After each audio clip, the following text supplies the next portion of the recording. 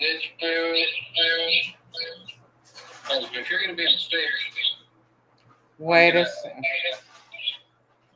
a second. I don't know why this isn't working. Did you enable your camera? One of us is a little retarded. Yeah. Okay, there we go. Boy, I can't hate this any more than I do. Just so you know, I'm not happy. I'm in a mood. I've discovered. I'm glad you said enable the camera, because that was it. Was that it? That was it. All right, well, good. What I've discovered is we can do this for whatever, and then if someone tunes in, they'll be in. But in 20 minutes or whatever, we can hit the countdown. Okay. And then what I'll do is when I edit it to put it back on, I'll cut all this front part out. Yeah, just so you know, though, it's going to be up on YouTube, and people can watch this. So before we say anything, we might regret. Well, we can also delete that if we wanted to. Oh, okay.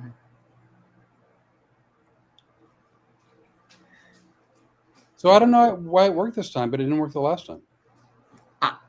That was so weird, because we'd already checked it out and we thought we were working. So does this picture look any crisper, or does it sound? Yes, your picture looks great, actually. You look really good and really bright. I'm using the new computer. That's right. I forgot about the new computer. Yeah. So evidently 10, 12 years of new technology actually matters. Who'd have think it? Who'd have think it? Who'd have thought? Wait a minute. Oh, I definitely can't. Oh, yuck. So was it good? I'm so fucking miserable right now, just so you know. Was a good job done and it just needs to grow out a little bit, or was... No, she did a beautiful job. It just has to grow out. She did it so it would last me till I got back here in September. And she goes, in 2 weeks, you'll love it. Yeah, okay, all right. And then she put some stuff in it, which was a waste of time, because I walked out into a torrential downpour to take the dog for a walk. Hang on, I got to go brush this a second. I'll be right back. Sorry, I just can't. I can't.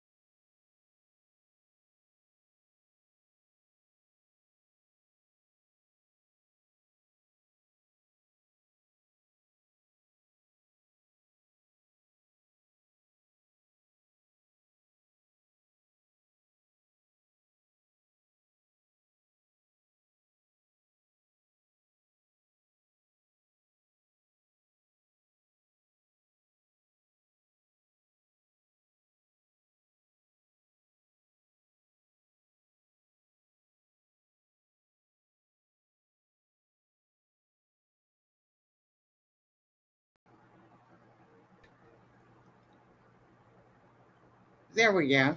Can you hear me? Yes, I put us in like a different layout. So as an example, lay us out however you want. So you're the naughtyologist. I'm trying to see if, well, like, would this be easier to use? No, I would say to use this layout here to do shorts, but it's not really a square. It's still rectangle. So I have to go in and use a different program to make us square. Okay. It's hip to be square if you want to be in shorts. I am in shorts.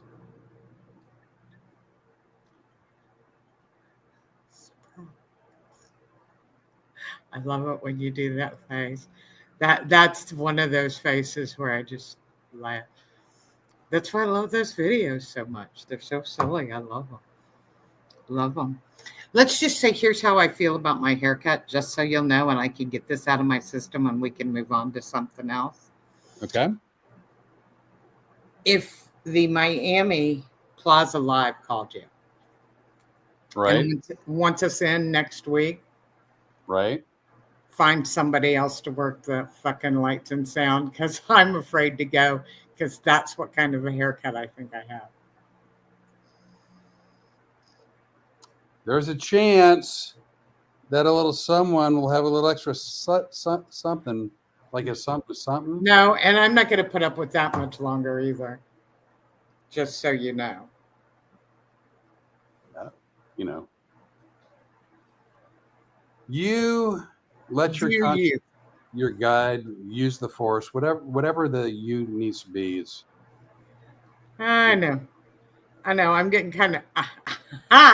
I started to say I'm getting kind of ballsy lately, but that's probably not a good idea with a butch haircut. You just don't need to say anything right now. And I was debating. I'm rolling things out. I heard all the systems locking in to this,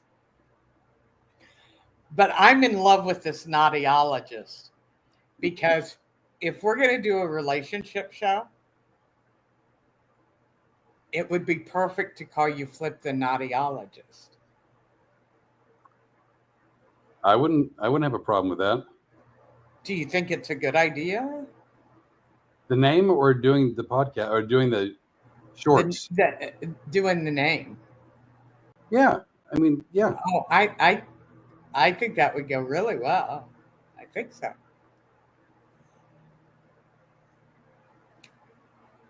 You looking for beavers? All day, every day. I don't care how many. If you knew how many candles they're due here tomorrow, I ordered them. Oh my God. How many did you get? 16. Okay, John Hughes. I know. I knew you were going to say that. But I could either get 8 or 16, and I go, you don't understand. This stuff is coming out of his ear Friday, Saturday, and Sunday. Hope it works. It'll work. Whoa! I know you didn't sleep good last night either, did you? Slept all right. Slept all right. I slept okay. I'm setting an alarm for tomorrow.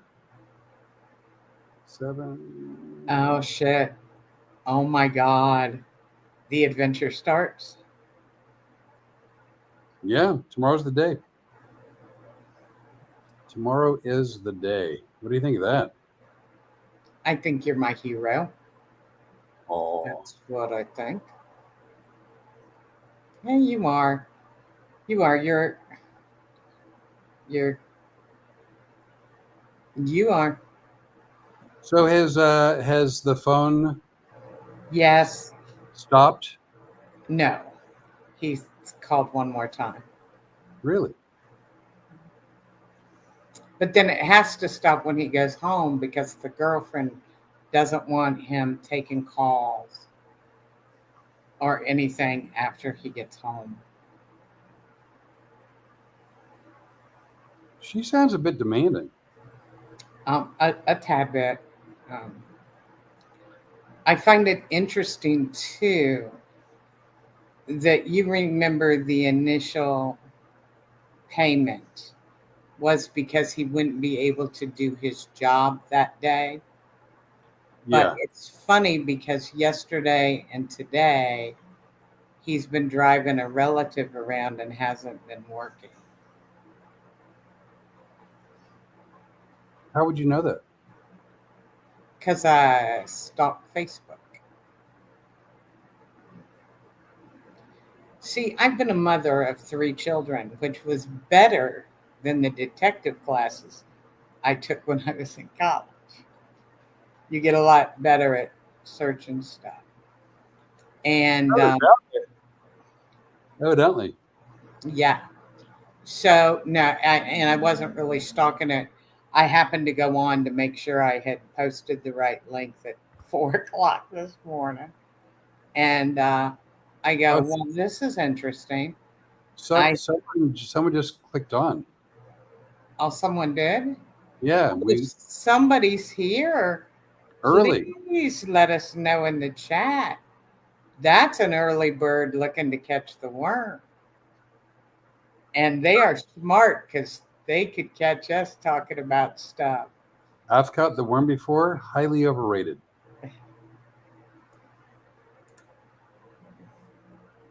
Waiting. No, Morton. Morton, it looks like 1300. Who might that be? Conversations. I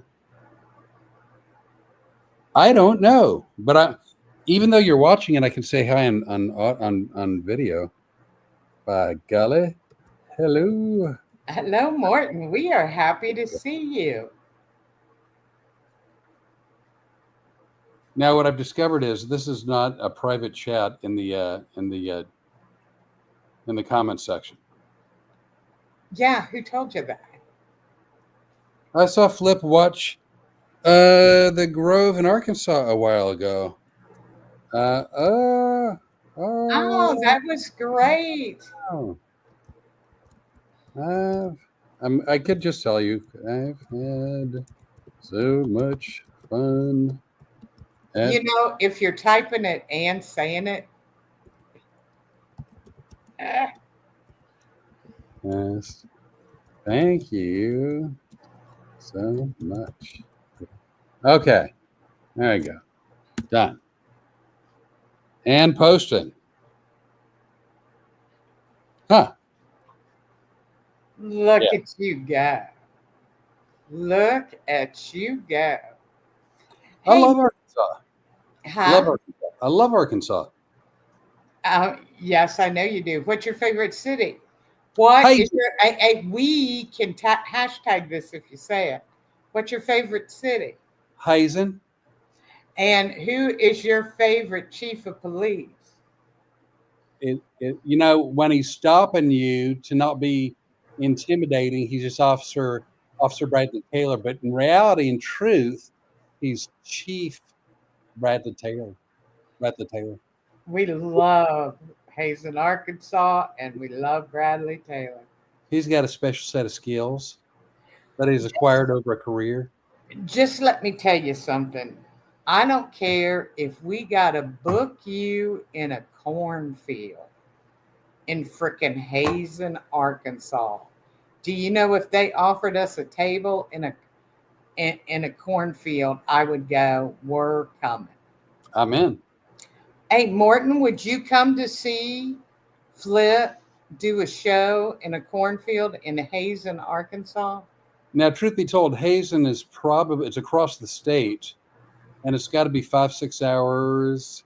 Oh yeah, Morton, you don't have to. You don't have to because as Flip's manager, I can tell you I'm working on something much closer to you. Yeah, because Lowell is the northwest corner. Right. And then Hazen is like an hour east of Little Rock, I think. Right. Closer, in fact, somewhere between... Closer to Memphis. Memphis. Actually. Yeah, between Little Rock and Memphis. Yeah, but see, you know why I didn't remember that? Because my talent didn't get me a map until like a week ago. Well, it wasn't until some of the geographical discussions we had when I suddenly realized a map might do a real benefit to routing. Oh, come on. Book one gig in Nebraska and talk about Montana. And all of a sudden you were concerned with routing. So again, we're traveling out of Lafayette, Louisiana. And so one day I'm talking to Renee. She's like, and I give everyone a Southern accent. I give almost everyone a Southern accent, whether they should have one or not. So Renee goes, I'm not looking for any dates in Arizona because that's so far away. I'm like, I get it. She goes, I booked you, however, in Anchorage, Alaska. No, it was not Anchorage, Alaska. You know what? You keep saying it. There's clubs or there's theaters up there. Arizona's a bunch of bullshit. We have to cross the state of Texas. However, we're going to drive to the Ukraine because I got you booked there.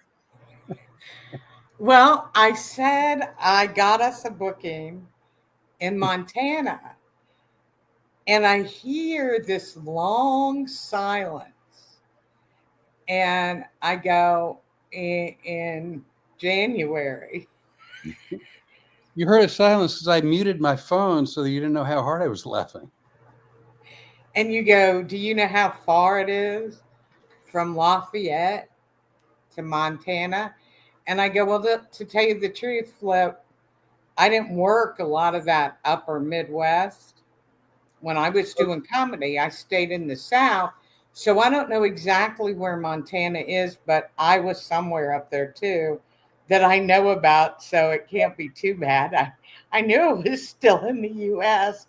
I just didn't know it was on the border of the U.S. I don't want to book you in Lake Charles, Louisiana because it's so far. But you know what? We're doing winter tour of Banff.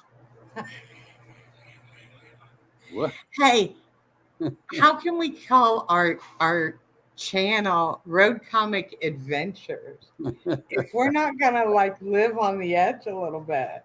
Oh, I'm good. I'm good with it. I am good with I it. know, and we got the one guy at that one place who goes, "You guys come up, and I'm gonna come up a couple of days early." And he's got that ranch, and he wants to take us on a horse-drawn carriage Right. ride through his farm with Belgian Waffles. now with Belgian. What are they called now? I can't remember. Horses. Draft horses. Draft. Draft horses. They're the big draft horses. Are you going to be like this all night? Is this just starting? You know, you're starting to be a load. You're starting to be a load. Is it time we can log on now? Well, we could have any time. It's 2 minutes to. I got news for you. You no longer are doing the Southern accent when you're doing people. You're sounding pretty Southern on your own there. It's 2 minutes to load in. Well, we could load in early.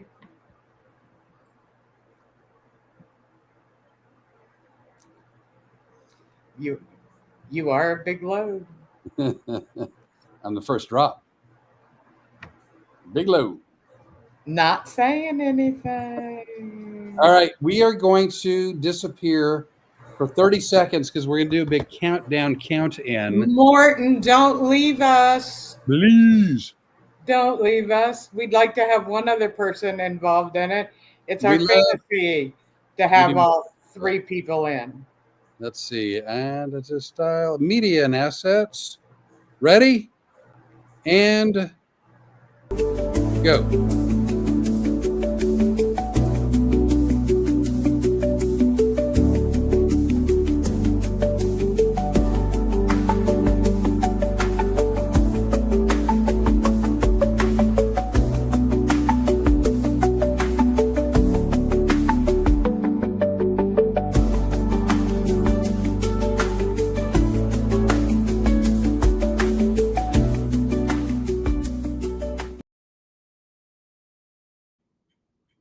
Welcome to Road Comic Adventures.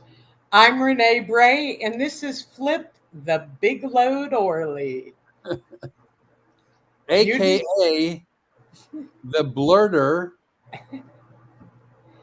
and Icksnay. Hey, you know what? I'm excited about this week because we're going to start doing a few different things. First of all, please subscribe to the channel because this week Flip and I are both going to be doing different lives from a couple of different areas we've decided to start our adventures earlier because we're tired of sitting at home. Well, we're not really tired of it. We're really good at it, actually. Oh, I've gone pro. I went pro in February of 2020.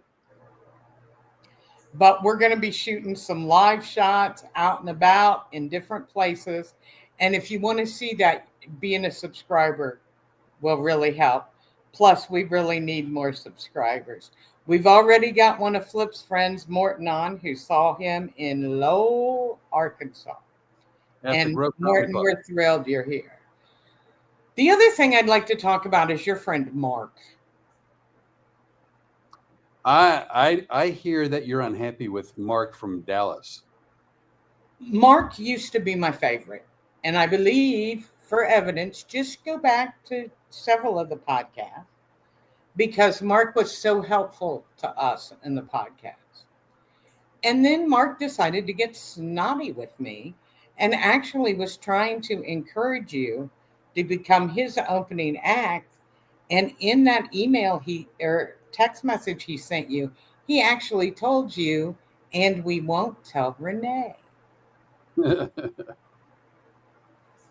And first of all, maybe it's because I was a blurter.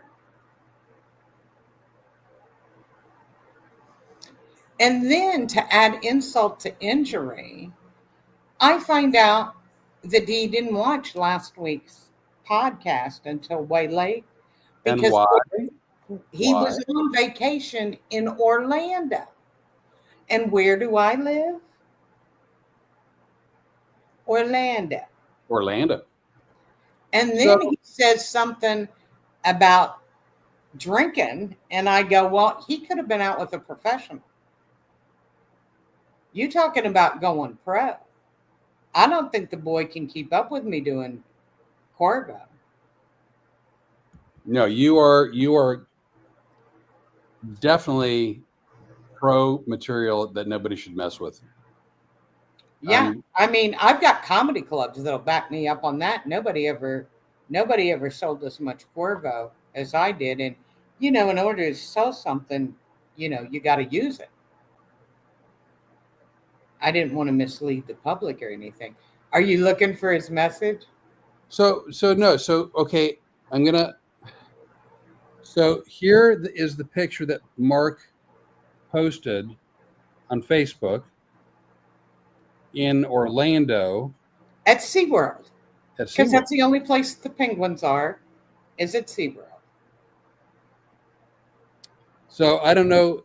So I don't know if they told him there when he did that. When my son was much younger, I took my son to San Diego, and we went to the San Diego Zoo, which you have to do because it's huge and interesting, and we also went to SeaWorld, and at one of the two, and I forget which, but probably SeaWorld. Well, at the zoo as well, I got a lot of sort of behind the scenes tours and excursions and stuff like that. Yeah, those are great. Those are awesome. Amazing.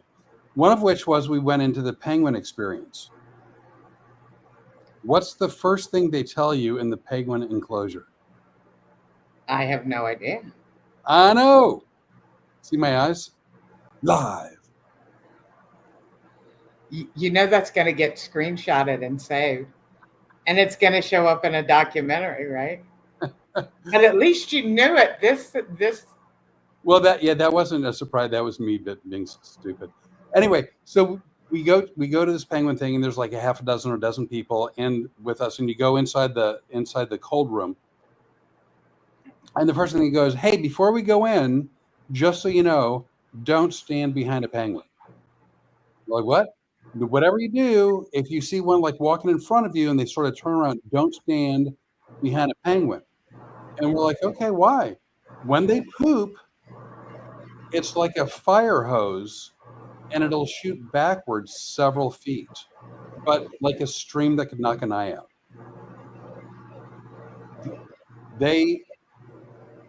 It's almost like they were used in like the Civil War on the front lines, and they would just like sort of turn them around and they'd face the enemy army. and they would just it was Didn't we have another eye discussion earlier today? we might have, but I mean, when I said they put like 3-4 feet behind them, but Hmm. it's not like a bubbler. It's more like like a sprinkler. It's more like if you had like the squirt guns and you're shooting into the clown's mouth to blow up the balloon. It's more like that. Those pooping penguins. Oh, Morton, please don't get him started. You have no idea. But so we ended up like again, if they've got 20, 50, 100, whatever it is, penguins, and you're in there for a half hour, like help are going to poop while you're in there, and I'll be damned. They like if you could safely hold one and then chase your enemies. Wow, that would be my weapon of choice. As opposed to conceal carry, I would open carry with a penguin. You're not getting me off the rails tonight. You're not getting me off the rails. Because let me tell you, you go the San Diego Zoo, amazing.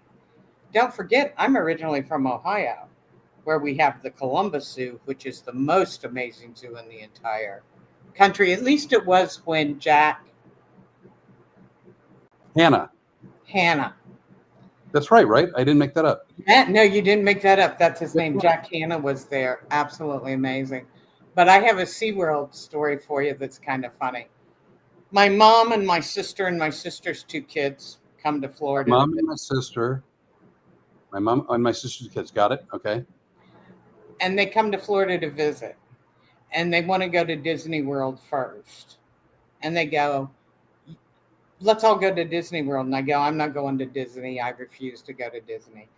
And they go, well, you don't mind if we take the kids, do you? And I go, a day without the kids? Well, okay, I guess you can take the kids. I really miss them. And you are staying the full time the park's open, right? So they go to Disney World one day, and then the next day they go, we're going to SeaWorld. And I go, oh, I love SeaWorld. We'll go to SeaWorld. So we get to SeaWorld, and we're going to see one of the shows. And I have my sister's 2 kids and my 3 kids. And I go, all the kids are here, but I'm missing my mom and my sister. So I go, come on, kids, we got to turn around. I don't know where we lost your grandmother at, but we got to go find her. So we turn around, and we see my mom and sister looking at something. And I go, what are you guys doing? We're going to miss the big whale show. And they go, oh, look at this cute little rabbit over here. I'm like, you guys are from Ohio. Look at the rabbits in Ohio. Let's go. And they're like, man, we were just looking at the rabbit. It's just like, oh my God. That's my family in a nutshell. Right there. So when we were, I was born and raised in Phoenix. And so in the day we would go to San Diego to go to Disneyland, which made way more sense than going across country to Orlando to go to Disney World. Whatever, doesn't matter. So we go to Disneyland, and at the time I'm like, I'm making up the ages because I don't remember exactly, but let's say I was like 5. And my parents told me that I had to say I was 4. And the reason why I had to say I was like a year or 2 younger than I was because I got a better price going in the gate. Now, I have 3 older sisters and parents who I always felt like that they weren't my biggest fans. So I may have some insecurity. Anywho, so we're in Disneyland and we're walking around, and I feel like I don't fit in with my family. It's got my mom and dad and 3 sisters, and then just sort of dopey me. And so we're walking around, and we go and we see Swiss Family Robinson's Treehouse. Right? Nice. And then my parents go, look, it's Swiss Family Robinson's treehouse. And I go, it is. And then my parents go to my three sisters. And they did. They just disappeared. They were gone. They were gone.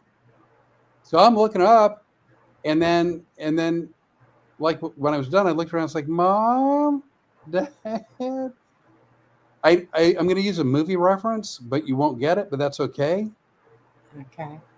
It was like Joe Dirt at the bus station, at the bus stop. Oh, it was like Shazam with Gomer Pyle. no, not yeah. No, Shazam the movie where the first they've made two now, but the first one, this young kid, his Because you mom. didn't think I saw Joe Dirt, but you thought Shazam may have come up Well, on my right away you're like Shazam. Well, I'm in, but Joe Dirt is like, I don't think so. So, but in both cases, the parents in Shazam, it was the mom. The mom sort of left her kid at a carnival, and he just thought they got lost accidentally, and they didn't. She ditched him. And I think in Joe Dirt, he thought the parents got lost accidentally, and I think they ditched him. So I'm at making notes because we are traveling together. So I'm at Disneyland, and my parents went to my three sisters like, so they're gone. And when I was done looking at the Swiss Family Robinson treehouse, I'm like, now what? I mean, by the way, in the day, and I'm going back a long time ago, now like they stamp your hand or whatever it is, and you've got all access to all the passes. I don't know if you know this, but early in the last century, when you went to Disneyland, you had to buy tickets. And then like a bucket of tickets, and they would be A, B, C, D, and E. And the E tickets, there were the fewest in the booklet, and the E tickets were the very best rides, like the Matterhorn and things like that. So, by the way, if you ever hear me refer to something as being an E ticket, that's an exhilarating thing. That's a good thing. E-ticket ride. Yeah, see, Martin. You know about E-tickets? Wow. So I didn't hold the... I'm thinking our podcast is probably not an e-ticket. Not yet. We're working our way. Right now we're a B ticket, but we're heading to an E. So I didn't have my ticket booklet. I'm like 5, 6 years old. They don't trust me with that. So like, it's not like I can go on rides. So I'm just sitting there. And eventually the Disney police came and said, who you with? And I'm like, I don't know. And so they took me into some like lost children's area. And I was there the entire day. You mean your parents really did? Oh, 100%. 100%. Now, I wasn't there for this, but I was told later that I'm the youngest of four. The youngest of the three sisters said to my mom, as my mom was crying that she lost her son, the youngest of the three sisters goes, Mom, if we can't find him, do I get my own room?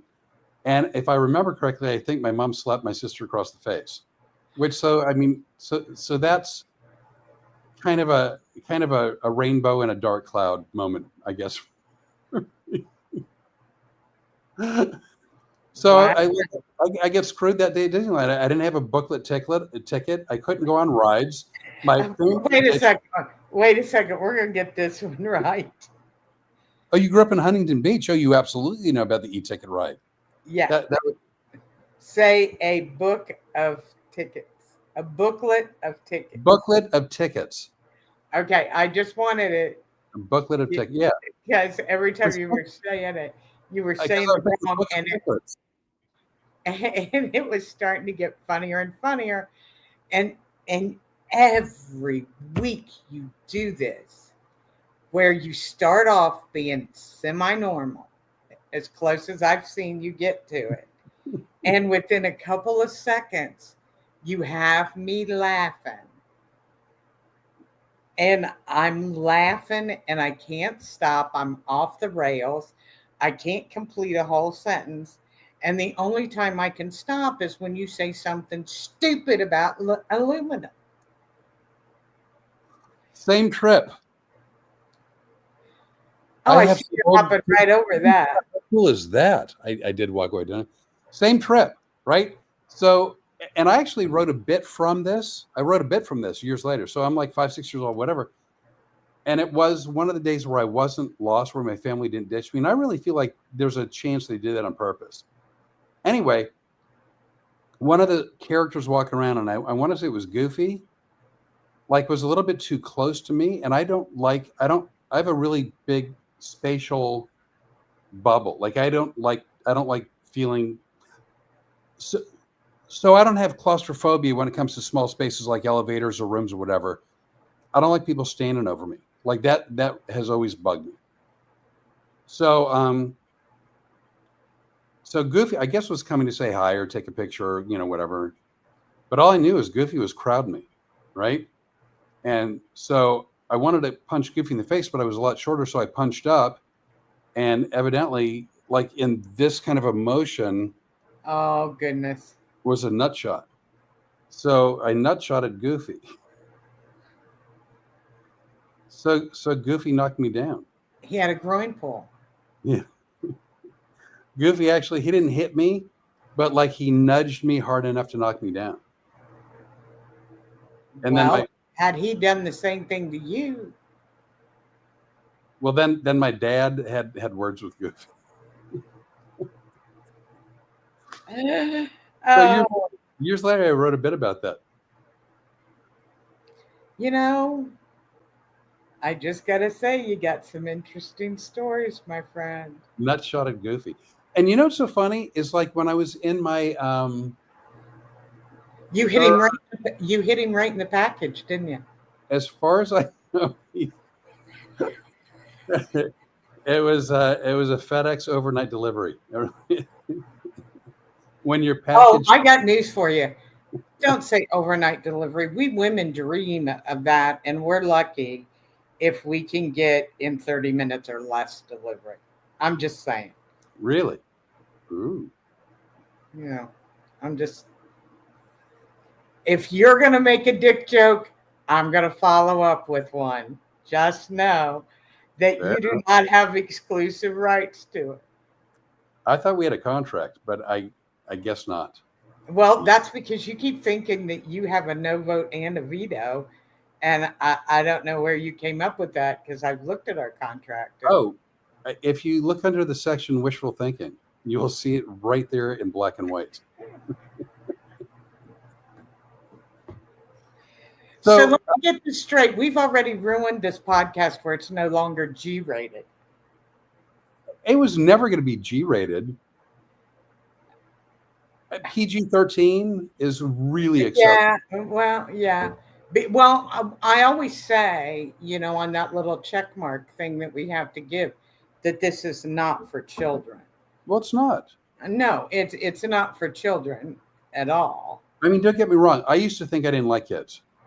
Really, truly, I'm the youngest in my family. I never babysat. I was never around kids. I just assumed I didn't like kids. And then I ended up having one. And from the minute he was born, it's like, oh my God, I love kids. He's amazing. He's the best thing I've ever done. Kids are great.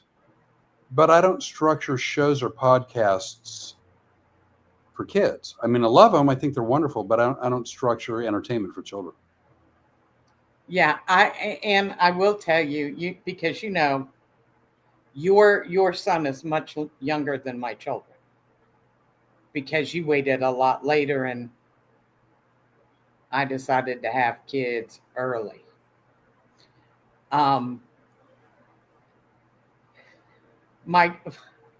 oldest granddaughter watched our last video, or maybe podcast number 6 or 7, one of them, and she just sent me a text that says, "Nice, Grandma, nice." When was that? When did you get that text? I think it was either last night or this morning. It was when I was too busy to text. Well, my kid's seen my show, and I know I should edit. Like if he's in the audience, I know I should edit, and I don't. So he knows more about his dad than he probably should. Well, I'm going to tell you, when I was starting out as a road comic, I had to take my kids with me. In the summer, they totally traveled with me all the time. But there were a lot of times the kids were with me. And when I started doing comedy, my kids were 5, 7, and 9. They were too young to stay in Isn't the that hotel. a women's store? Yeah, it is.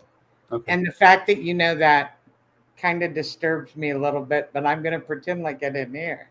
3 sisters, 5 ex-wives, 1 fiance where she never made it to the pulpit.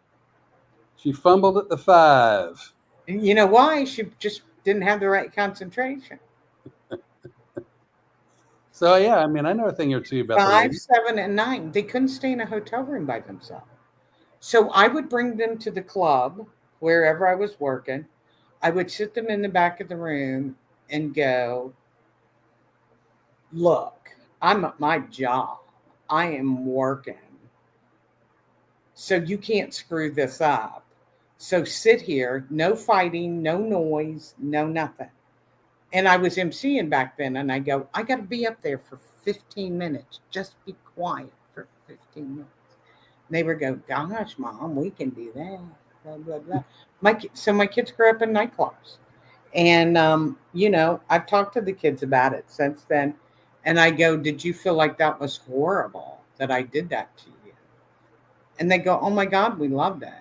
My son actually says that growing up in the nightclubs helped him to be able, as he's gotten older and gotten into different businesses and work situations, he can deal with anybody. My kids have met some of the biggest names in the business. Some of them have been to my house for dinner, because, when the comics are traveling, I always invited them over for dinner, a home cooked meal. My kid, I used to bring him to shows when I could, when he was, when I was still married. So from being an infant to about 2.5 years old. And not all the time, but just whenever, whatever. And what my kid discovered when he was about 1.5, 2 years old, you know what he loved to do? He was the king of sound checks. Oh. He loved sound checks. And every once in a while, like I was just working in the Dallas area, and some people came up to me and some texted me or whatever. They're like, oh my God, I saw you how many years ago when your kid was up on stage holding the mic going, check, 1, 2, check, 1, 2, check, 1, 2, check, check, check, check, check. And loved it. Loved doing that. During that period of time, whenever we were walking around, me and my kid, and we went by like a staircase or whatever, I'd be holding his hand or whatever, and he'd let go of my hand and he'd run up like 2 steps. And he'd turn around and face me and he goes, Daddy. And he goes, check, 1, 2, check, check, check, 1, 2, check. That was his favorite thing in the world to do. Well, it's funny because in the entertainment business, we can't raise our kids a normal way. We really can't. And I think I told you this story about filling out the little cards for kids, their first day of school, Oh, you parents. told me. Yeah. And I said comedian. And it was Ryan, my youngest one, who's got the most personality, and he's very funny anyway. They go, Ryan, your mom's a comedian? Yeah. They go, oh my gosh, how cool is that? Why don't you come up and tell some of her jokes? And he goes, because I'm not allowed to talk that way. And they went, oh. And I never got to ask to be like the mother of the week that brings the cookies. Nobody ever said, hey, Renee, why don't you come in? No, wasn't any of that. How about doing a guest set for the second graders? One time I was asked for career day. You know how all the schools have career day. And this 5th grade teacher who had been to my show.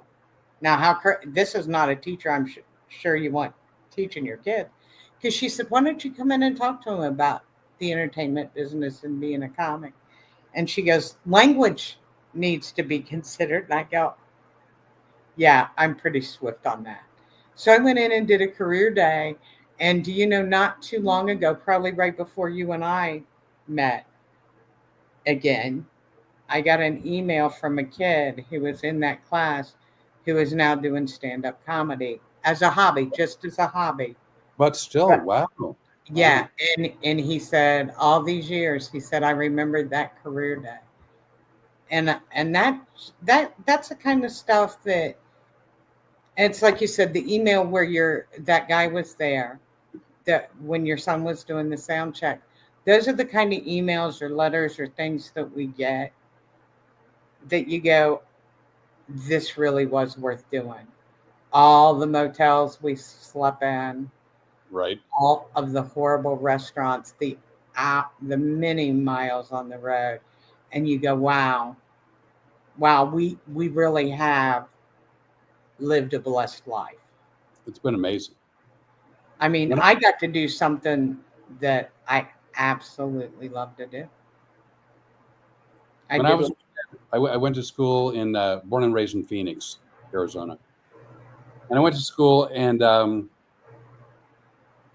they were public schools, but they were different 100 years ago, and the teachers were wonderful, and class sizes were fairly small, and everybody knew each other, and I mean it was a fairly close knit group, and one of my favorite, actually no, my favorite teacher throughout the entire time I was in elementary school was a gal named Betty Shafton.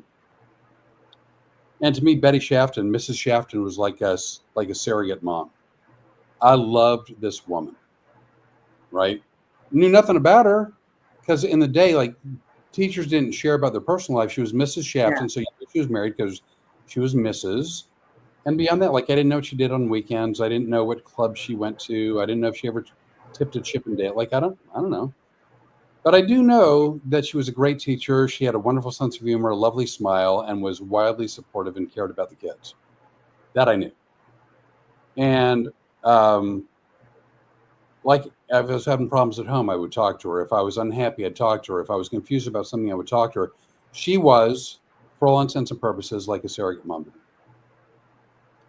Fast forward, I'm in my 40s, working at a club in Dallas, and I get a note from the manager, and it just says, "Your old teacher is here." I'm like, "My old teacher?"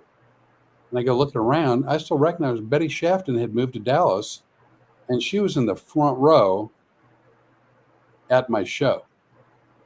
Well, I was a smartass in seventh grade, and I had a fresh mouth, and I was a bit irreverent. But Oh my God! Thank God I'm sitting down. I would have never believed that. from seventh grade to like in my 40s, I had honed those skills. Yeah, you went pro. I absolutely went pro. And it's one of the few shows I've done in my entire career where I would tell a story, as I often do, and I'd be partway through the story and I'd look down, front row, Miss Shafton, Betty Shafton, I go, "So sorry." And then I would continue on with the story and I go, "I'm really sorry." And then I would finish the story and I look at her and go, "I'm so sorry." And I apologized to her through the course of 2 hours, probably 50 times.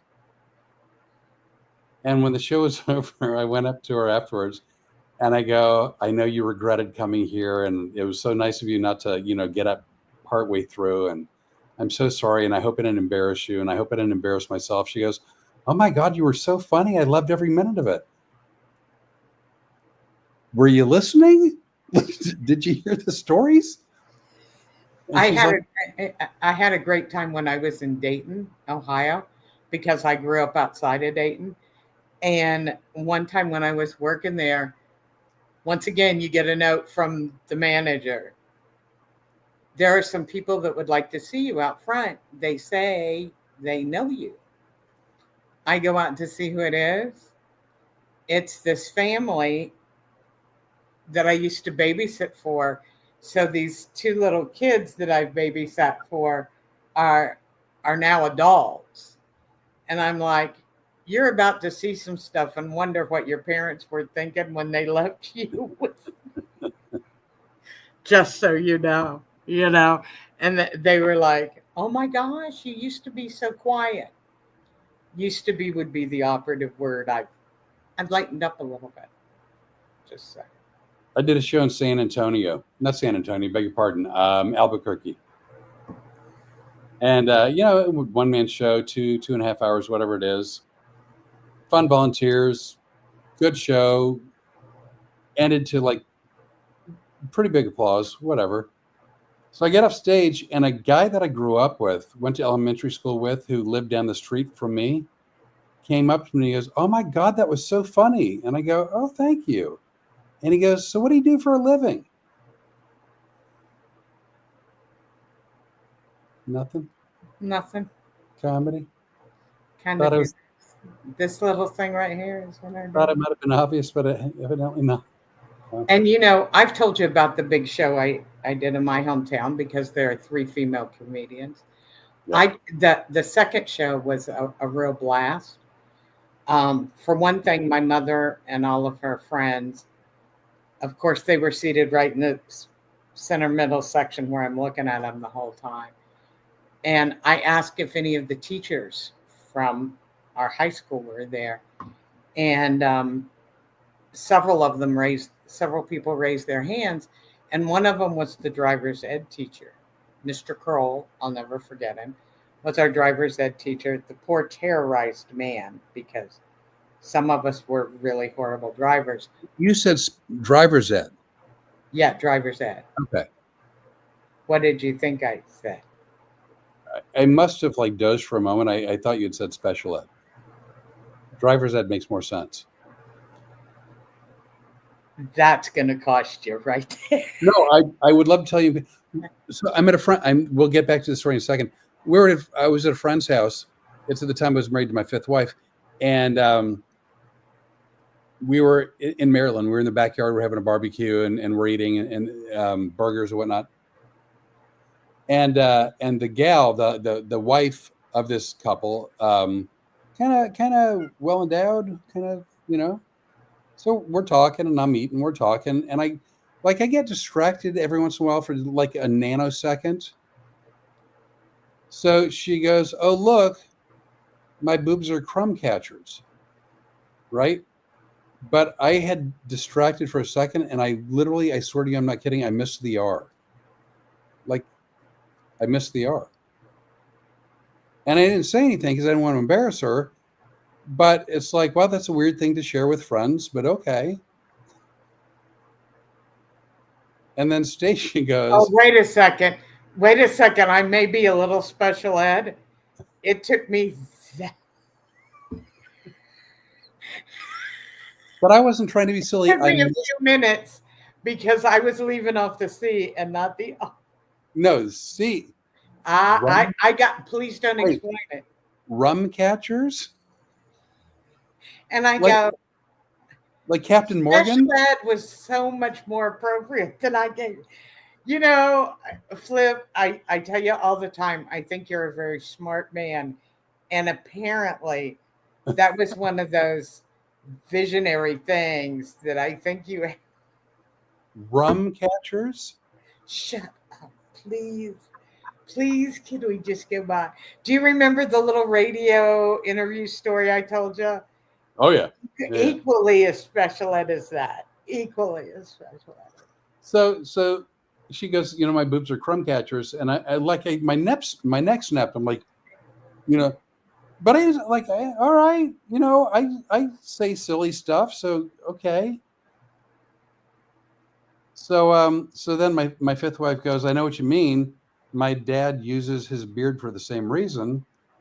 And then it's like, wow, your dad really, for his age, really gets some distance, doesn't he? And then they looked at me like, what the hell are you talking about? And I just giggled and I walked away. And it wasn't until later that evening where I found out that it was crumb catchers. Anywho, I heard you say Ed, and anytime you hear Ed other than Mr. Ed, I thought you had said special ed, but you said driver's ed. It was more appropriate than I'd get. I'm sorry I didn't give you the credit you deserved at the time, but it didn't take you very long to prove your point. Yeah, and he was in the audience. So my mom had always called me a horrible driver, and she goes, "Aren't you taking driver's ed in school?" Well, yeah. And she goes, "The only thing that bastard is doing is teaching you how to use your turn signal and beep the horn. Apparently, they don't teach you anything else in driver's ed. And my mom would go on for hours about that. So I finally got to point that out while he was in the audience, and it was great. And I felt kind of bad afterwards for, Wait, say, for who? That to for throw your him. mom? No, no, not for my mom, but for him. Because I thought, that's pretty much criticizing him as a teacher and everything. Come to find out, he loved it. The following week, of course, I've left town. And my mom and a bunch of her friends were out on Friday night having dinner. And Mr.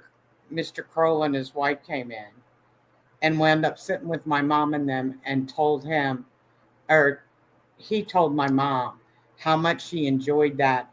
And he felt like the belle of the ball.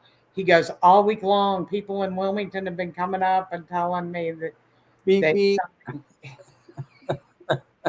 pew pew. When I was 15 and 7 months in Phoenix, you could get your permit, and then you could get your license at 16. So when I got my permit, I used to I would practice on my mom's car, and my mom's car didn't have power brakes. And in the day, power brakes were not standard issue on every car. So I grew up like using a little bit of elbow grease, with my leg to stop the car, because you had to put some effort into it. Yeah, that's better than where I thought you were going with the elbow grease. So then fast forward, you have to take, I don't know if you had to take driver's ed in the day, but if you took it, you got a 10% discount off your auto insurance. We had to take it in Ohio. You had to take driver's ed to get your license. Well, in Arizona, I believe you didn't have to, but again, it was going to cost you more for auto insurance. So I took driver's ed, and I didn't know there was such a thing as power brakes. I wasn't an auto mechanic. I just knew my mom's car, and that's what I drove, and that's what I got used to. So it's like a Saturday morning. I'm not very busy, and we're driving down the street, and I think we're on Central Avenue, which is fairly big, city street. And way up a ways, I see the light turn yellow, and I know it's going to turn red. So I apply the amount of pressure necessary to slowly bring a car to a stop before you hit the red light. But as it turns out, that exact amount of pressure with cars on power brakes, I locked up the wheels and we skidded across 2 lanes, and I think we clipped the curb. Well, my mom was a widow and she remarried. So my stepfather was an Air Force colonel who was training Vietnamese pilots. Vietnamans. Hello, Vietnam. I know, I speak French, so there you go. I just add a little French to it. Vietnamese pilots how to fly planes. So he thinks that teaching me to drive, how hard can it be? So my mom had a 66 Chevy Impala. I knew it was going to be an Impala. Had to be. Okay, go ahead. Yeah, convertible. Oh, nice. Yeah. But we weren't allowed to put the top down because if you put it up and down too much, it might break. So consequently, we never used the convertible. So I don't know why she bought that. That's a whole nother side of the family. But so we go over into the church parking lot. There are no other cars. There's a couple of lights, but he's figuring I can miss those. And he goes, okay, I want you to start. Press the accelerator slightly and just let's drive a little ways. And so I'm driving. I'm thinking, this is good. Look, this is good. And then he goes, hit the brakes. Well, if you tell me to hit the brakes, I thought he wanted me to hit the brakes. Right. These were power brakes. His head goes into the windshield. It shatters. Really? Oh, yeah. Oh, my God. He told me to hit the brakes. I hit the brake. He has blood running down his face. To his credit, he looked at me and he goes, let's switch seats and we're going home. This is And the special driver's ed teacher? No, this was my stepfather. Oh, your stepfather. Okay, yeah. Got it. And and driving back to the house, he goes, I teach Vietnamese pilots that can barely understand English, and none of them have ever put me through the windshield of a fighter jet. Congratulations. And he goes, and I go, well, are we going to come back out and drive later on? And he goes, probably not. So I'm kind of a nitpicker with language, but I am for a reason. I mean, I am for a lot of reasons, but I am for a reason. So I have horrible allergies, and it got to the bad point where they were so bad. I went to an allergist and got tested, and they tested me for multiple things, and I was allergic to everything. And they go, you need allergy shots, and you have to take 2 shots twice a week, 4 shots a week, 2 a day, 2 days a week. All right. I go, but I have to be able to do that on the road. Like, I'm not going to fly home every couple of days to get a shot. I've got to be able to do it on the road. And they go, fine. They go, are you home for like the next month? And I go, actually schedule some time off, so I'm home. So they go, great, because we want to give you these shots for about the next month and just sort of make sure you don't have a bad reaction. Makes sense. 100%. In the next month, we will teach you, providing that things go well and you don't have a bad reaction. Your body doesn't, go into some kind of You don't have an allergic reaction to the allergy shot. Yeah. So they go, and providing things go well, we'll teach you how to do it. And then you can buy the vials and the syringes and take them with you on the road. And I go, great. Month goes by and everything's fine. And they go, okay, next time you come here, come in a pair of shorts, like wear shorts. And I go, all right. So I come in and I'm wearing shorts, and the gal goes, what you're going to do is, there's 2 kind of needles. There's the really small subcutaneous needles, sub-Qs, and there's the IM needles, which is intramuscular. Allergy shots are very familiar. Yeah. So allergy shots are the sub-Qs, very small, whatever. So she goes, so here's what you're going to do. You're going to raise up your short legs so that, you get a good meaty part in your thigh. And I go, okay. She goes, you're going to take an alcohol swab and stick it on the vial. You're going to put the needle into the vial, turn it upside down, suck up. She didn't call it juice, but the allergy juice. Flick it and push the plunger to get out any air bubbles. I'm like, got it. She goes, swab your area of your thigh that you're going to do the shot to. I go, okay. And she goes, and then with one quick jabbing motion, you go ahead and you jab your leg, and then you stick in the fluid. And I go, okay. I go, let me review. So, alcohol, needle in, take it out, get the bubble, do the alcohol, jabbing motion. She goes, yeah. I go, all right. I go, I've never done this to myself before. It seems weird, but okay. It seems like a crime against humanity, but okay. So I do everything, needle and thing, pull the deal, get out the bubble, do the alcohol on my leg. I'm actually doing the motion you can't even see because here. That's the alcohol swab. And so now I'm holding the syringe, and I go, okay, here we go. I'm going to do it. And she goes, okay, do it. And I go, and I come up like this high. Oh my God.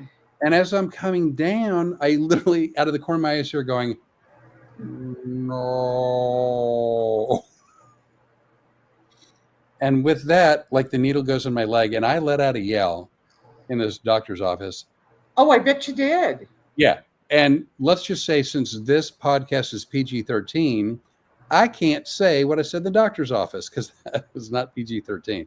But were you a truck hauling a load? Does it rhyme with truck? It does. But there was other words that were on either side of it. Like relatives, mother. And whatnot. Yeah, there was a string of verbiage. All designed to let those. Now I'm encouraging you. I'm trying to be an enabler. And I know better than that because you'll go right along with me. I'm trying not to. I know But you're trying not to, but all my verbiage was designed to let people in the office know that I was unhappy and I was uncomfortable. and do you think they got were you explicit enough that they got it? I feel like I got my message across to everyone within earshot. There's no doubt in my mind. So the nurse goes, slowly, slowly, slowly, take it out of your leg. And I go, why? That it's such a small needle. That shot hurt more than any other shot ever. And she goes, well, the needle might have broke off in your leg. I go, what? She goes, the needle might have, like, take it out. And so I took it out, and I go, why did it hurt so much? She's like, what's this? What's this? I go, well, that's a jabbing motion. She goes, no, you're supposed to do this. I go, well, that's a flicking motion. She goes, what? I go, that's flicking.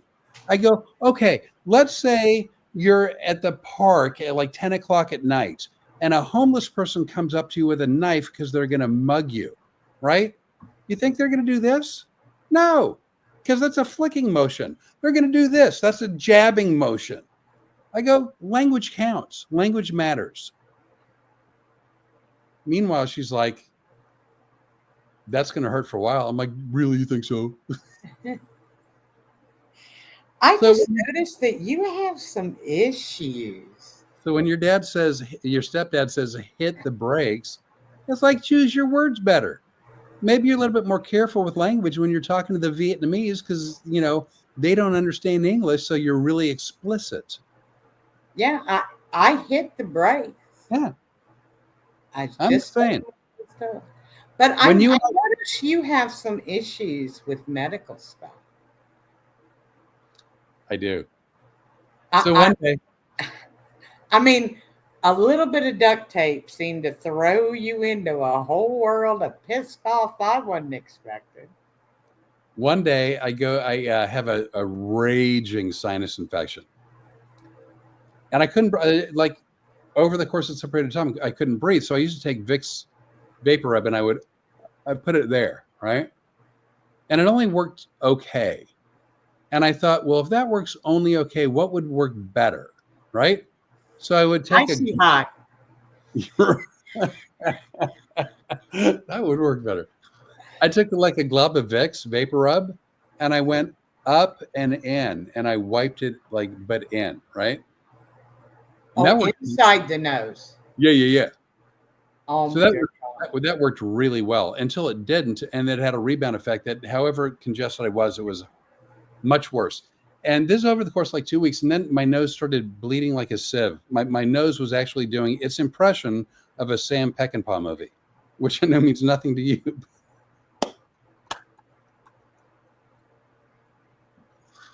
So now I'm getting Put it on our list.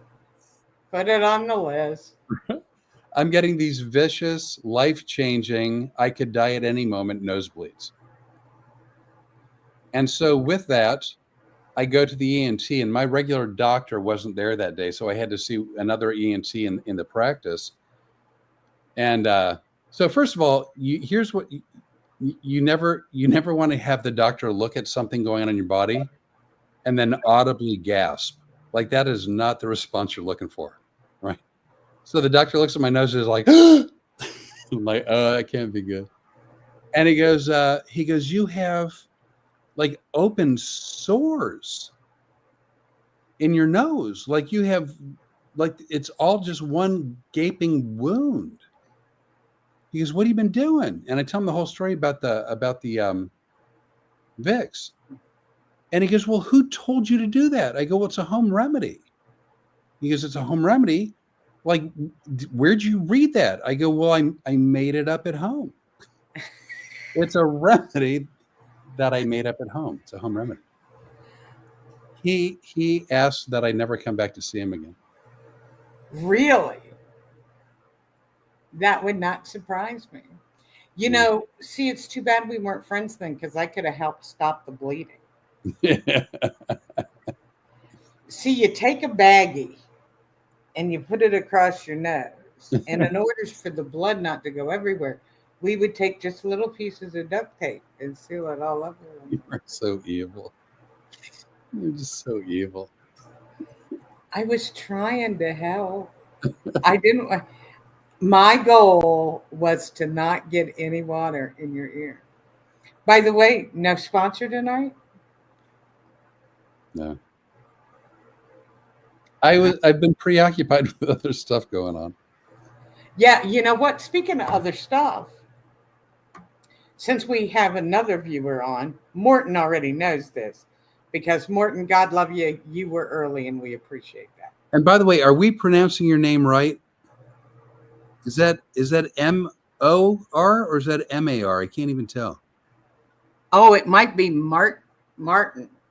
It I don't might know. be an A because So- If we've been pronouncing your name wrong for the last hours, our sincere apologies. my fault. M-Man. He's the M-Man. M-Man. My fault. That's That pronounced like Martin. Okay, so it is an A. I am so sorry. I am too, and that's my fault. I looked at it wrong. I apologize. I should not read from this far away. I should. I'm in special ed apparently now, according to Flip. That's okay. But so we have another viewers because we have two now. But it's not Martin. We have Martin and a mystery guest. Yes. Okay, I'm M-A-R-T-O-N. I am so glad you have tuned in and thrilled. Yeah, they've already written 8 comments while you've typed 1 in response. We're going to send you to a typing class. Martin says, "That's okay. You've made me laugh." Oh, well, that's really sweet. That was sweet. That was nice. Yeah. And I'm happy for a change. If you've noticed, I've not gone off the rails. No. You've really kind of pulled your S together. Well, look at you. I know. Oh, it's I- Jeremiah. Hi, Jeremiah. We love you, man. Hey, Jeremiah, you make sure that you and all your friends actually subscribe to the channel. Because we need more subscribers. That'll really help us so that other people will tune into this dumpster fire that we put together every week. But more importantly, this week, Flip and I decided to do, I call it a little surprise. Both of us are going to be out and about and filming some surprise stuff live. And the only way you'll be able to see it live is if you actually subscribe. And if you know the special handshake. Oh, I don't want to hear anything about your special handshake. Because let me just tell you, you may call yourself Icksnay, but I call you the naughtyologist. Let's just say it's a handshake for one lonely person at a time. Oh, yeah, homeless in Phoenix. So I'm one more. pretty good at the callbacks tonight. You are doing, yeah. Well, you know what? You are a pro. You're a professional. I know. You know, it's such a shame that I can't do comedy anymore because I could open for you and do 30 minutes of material on nothing but you. You know that, right? Yeah. We've had, the funny thing is when we talk on the phone, we don't like record a conversation. So there's no, whenever you do like TV or movies or whatever, they film a lot of extra stuff that never makes it in the show. And the stuff that never makes it in the show is called B-roll. It's just extra footage. And many times the B-roll is really, really entertaining. It's really funny. Wouldn't you say? Not always, but a lot of times. Renee? What? B-roll? You're talking and? Or we make I'm a sorry, I left the building for a second. yeah, sometimes crumb catcher. special education. But B-roll, not all of it, but a lot of it can be entertaining. No, you're totally right. Sometimes the B-roll is the best stuff, but it just doesn't fit in, so they don't use it, Right. which is a real shame, actually. So, I mean, if we were to, not during a podcast, but just like record, because we talk several times a day and many of the conversations are somewhat lengthy. If we recorded some of those, they would make great B-roll footage, but they're really, really, really, really not appropriate for anybody who's looking to gain more viewership from an audience that's not have that wouldn't have the stomach for the conversations we have. It's not That was a nice way of saying it would be R-rated, is what he was trying to say. It's not for the faint of heart, but they are funny. Oh, they're fun.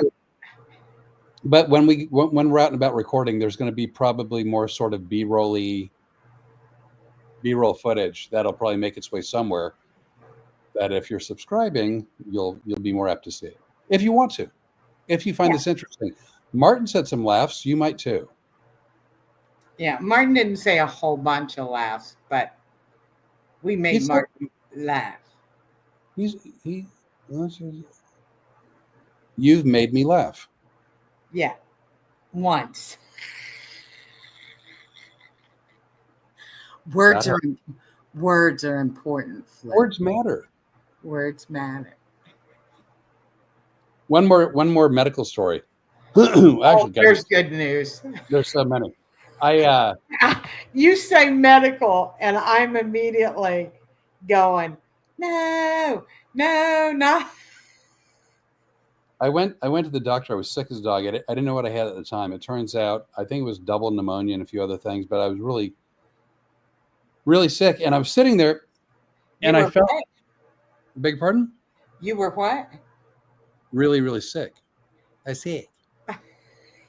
I was sick. So thank you. Martin said no many times. Oh, so, and Martin, that's really sweet of you. It really is. Mark, did a penguin poop on you? If so, I want to hear about it. So Jeremiah, you're going to have to go back and watch from the beginning, because I know how you boys like a pooping story better than anything. Oh. I'm sitting there in the doctor's office, sick as a dog, don't know what I have, but I'm like, eyes half closed, shoulders are sunk in and kind of forward. And the doctor has his white lab coat on, and he's got like one of those eye mirror thingies that he can like put over his eye. You know what I'm talking about? You know what I'm talking about? I know what you're talking about, but I like to watch you.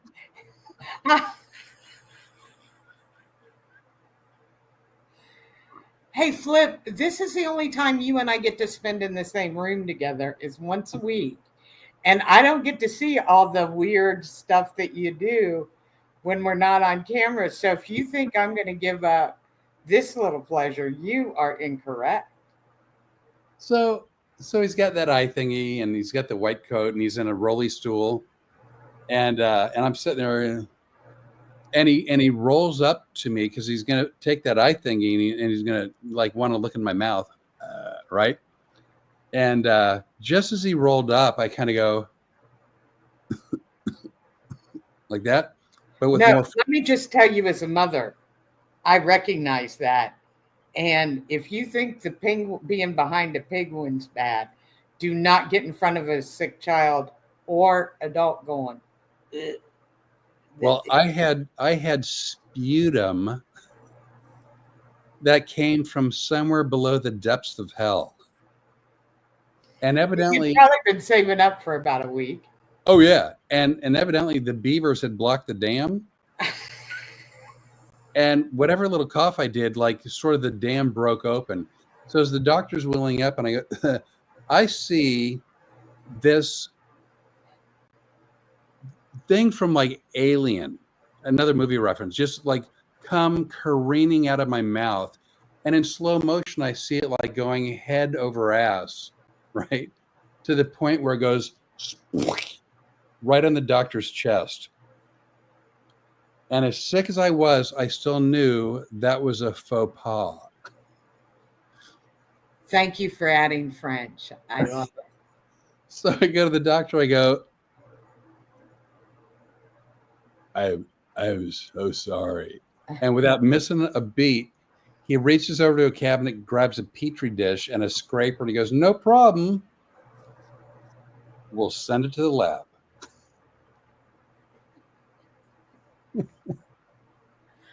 And they did. And I bet Eve thought I went to medical school for that. It's one of the grossest things that I have ever seen come out of a body ever. Well, and for you, that's saying a lot. I'm just saying. That is saying a lot.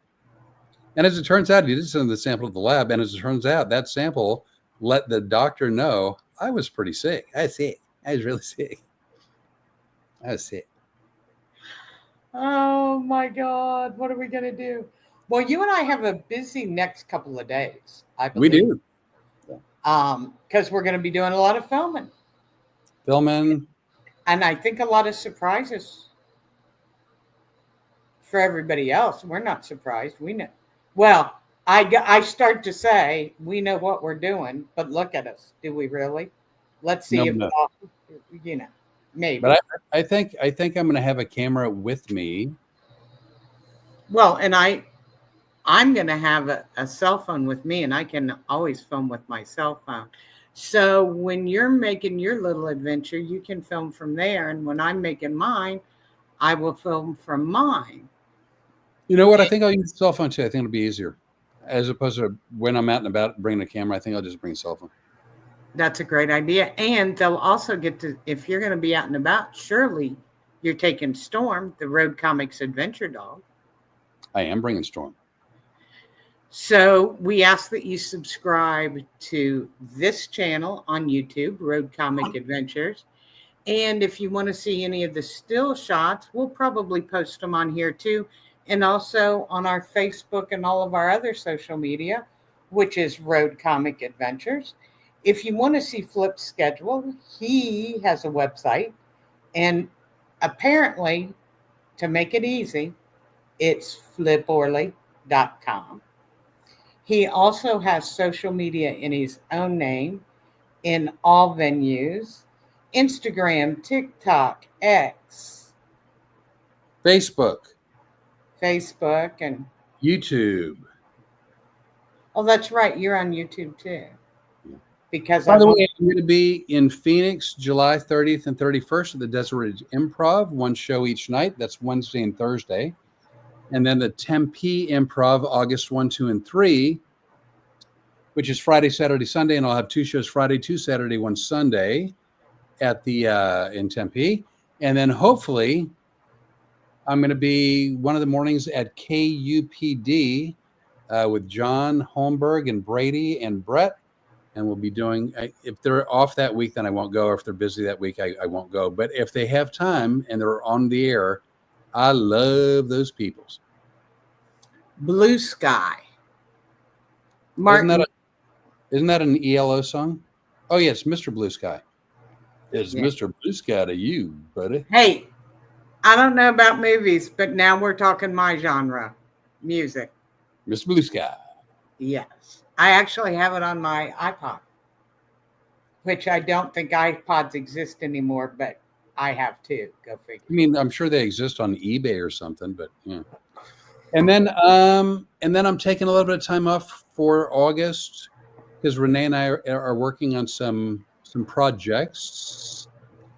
And then comes September. It starts getting busy on the road. September 13th, Ocala, Florida, the Marion Theater. September 17th, the Art Theater, Hobart, Indiana. That's correct. Very proud of you. Because September 19th, the Park Theater in Holland, Michigan. September 20th, the Apollo Civic Theater in Martinsville, West Virginia. We are And all we're hoping to add a couple of more that we're working on right now. possibly, can we say the state or no, not even that? Let's not. Okay, a couple other You know why I venues. don't want you to say the state? Why? Because Mercury's in retrograde. And I don't want you to screw anything up because, I follow a lot of astrology and stuff. Now, is there anything you would like to add to my Mercury in retrograde comment? Nope. Not one single thing. You're a handful, Mr. Orley. You're a handful. So we've been on about an hour. We have had, as always, whether we have an audience or not, I love talking to Renee. It's always enlightening and new and funny. And you got away with calling me special ed. it's a gift. It's a gift. It truly is. I have a blast, and it's always a joy to be in the same room with you. And that's what I feel like when we're on the stream, I guess you call it. Right. So always- for those who don't know, like Renee's in Orlando, Florida. I'm in Lafayette, Louisiana. So we're not in the same building. We're just in the same podcast. By the way, Martin, you wrote down Blue Sky. Neither Renee or I know what that's in reference to. And if you don't want to tell us, you don't have to. But if you wouldn't mind us knowing, I'd love to know what the reference is. Well, I will tell you this. Martin types a hell of a lot faster than you do. So we'll probably find out in a couple of seconds. Well, it's because he's not speaking as he's typing. How do you know it's a he?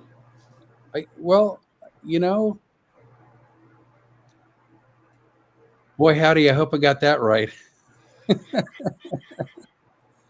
Oh, it's an alternative app to Twitter. I've never heard of that one. Have you heard of that one? Who are you talking to? Oh, holy crap, you're not a he? Oh my God, I'm so sorry. We have been so unfair to you for over an hour. No. Back the truck up, Mr. Orley. You got the left. We haven't been anything because we'll check it out, Martin. But do me a favor. Point out to him that I never called you a he or a she. That was all this right here. Inadvertently, I've been very unfair to you this late afternoon, and I sincerely apologize.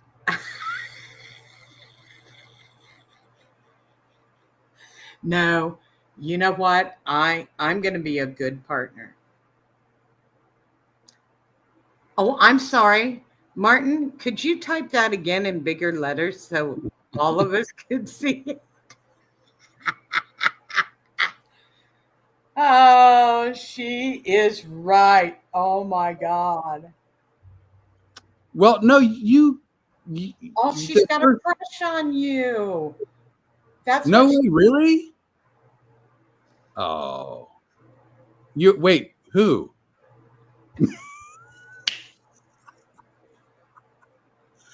I hope you mean me. I mean, because you've come to see my show, so I hope you mean me. Well, she does mean you. Of course. Why wouldn't she have a crush on you? Am I blushing? My cheeks feel warm. You're blushing. Am I really? Yeah, and thanks, Martin, because now I'm going to have to hear about that all week. Oh, yeah, you will. I don't think anybody's had if it's me. Oh, I don't think anybody's had a crush on me since 1967. So this is a brand new. Listen to you trying to be all modest, and you know better. And you know what, Martin? I'm thankful it's on him because he's been really jealous lately because one of the bookers has a big crush on me, and he's been very jealous. That's really true. The booker actually asked Renee to book me and then said, and when the date arrives, not to bring me, just to go herself. Oh. Oh, I did. I hypnotized you, so you have to have a crush on me. Yeah, if that only worked on your partner. No, and I see. I was going to take one for the team yet again for you, and say no. If you say we did something, I'll go with the we, because I was the one that was calling her Morton, Right. So you mispronounced her name. name. Yeah. And I'm so sorry. And I hope that is as sincere sounding as I actually mean it. And also thanks for coming to the show. I believe you had said the Grove, and for being on stage and volunteering, getting hypnotized. And I hope that was a fun experience for you. Well, it was, or she wouldn't have a crush on you. If it sucked, she wouldn't. 3 sisters, 5 ex-wives. You'd think you'd know that. And one ex-fiance. And 1 ex-fiance. Yeah. Hey, Yep. I got to go and get out of here. I have got to eat, or I'm going to be really sick. Oh, Yeah, seriously. I was never on the. Oh, you were never on the stage. You were just in the audience. You got hypnotized. Oh, I'm going to go. you go take care of yourself. I'm going to close out. Yeah. Go take care of yourself. Anyway, I know some of you. So Jeremiah, you and I have never met. Martin, we met, and you were hypnotizing the audience. And again, Daddy-O, I know exactly who you are, and I'm going to see you, Daddy-O, end of July, 1st of August in Arizona. Anyway, we're going to go. It has been nothing but a pleasure. We do this every Tuesday, reposted on YouTube, usually the day after Wednesday. I don't know if I'm going to get a chance to do it on Wednesday or Thursday, but reposting it. And anyway, as Renee said, please share this, tell your friends, or subscribe, or help us out, hook us up, and we'll see you soon. Thank you. The whole getting the stream to end always takes me a moment, so I apologize for that. But I'm working hard on it, and it's been great. Take care.